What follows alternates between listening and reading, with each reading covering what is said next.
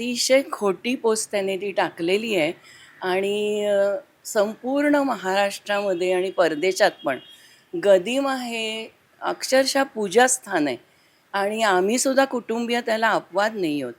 पण त्याने काय केलं आहे, की ह्यांनी पंचवटीच्या वाट्याचं व्हील आहे, त्यांचा भाग तो माझ्या नावावर केला.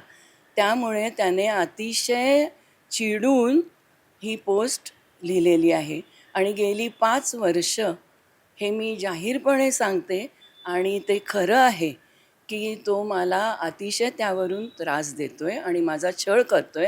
9 फेब्रुवारीला तो मला अतिशय पंचवटीत कोणीही बोललं नाही, अशी अर्वाच्य भाषा त्याने वापरली. त्यामुळे मी पोलीस जाऊन कंप्लेंट केलेली आहे आणि अदखलपात्र गुन्हा आहे तो. FRI केलेली नाही आहे. कारण शेवटी तो माझा मुलगा आहे.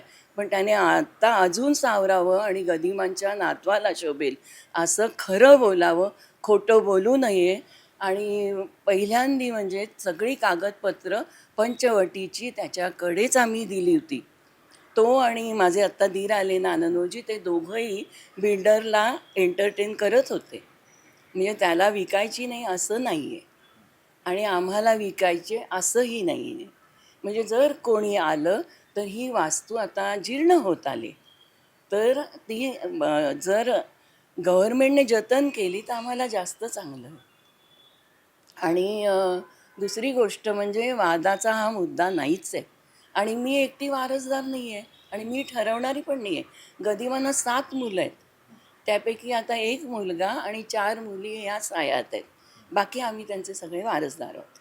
आणि ह्यांनी विल माझ्या नावावर केल्यामुळे तो डिस्टर्ब झाला आणि त्याने हे नको ते मीडियाला हाताशी धरून हे पाऊल उचललेलं आहे. म्हणजे ताई, ही जी वास्तू आहे, जसं तुम्ही म्हणालेले आहात, की सरकारने जतन प्राणपणाने आम्ही जपले हो आत्तापर्यंत. म्हणजे तुम्हाला मी सांगते, दर महिन्याला 10,000 रुपये नुसते आम्हाला राखणीसाठी द्यायला लागतात आणि झाडण्यासाठी. फक्त म्हणजे वॉचमनसाठी. आणि प्रॉपर्टी टॅक्स भरतो आम्ही. आम्ही इथे आनंदाने राहतो आहे आणि अगदी मरेपर्यंत राहायची आमची इच्छा आहे. पण आता कसं झालं आहे, ह्यांच्या पण बहिणी आहेत, तर त्यांनाही काही मिळावं असं त्यांनाही वाटतं. तर मग जर काही गव्हर्नमेंटने घेतलं तर त्यांनाही मिळेल आणि ही वास्तू जतनही होईल.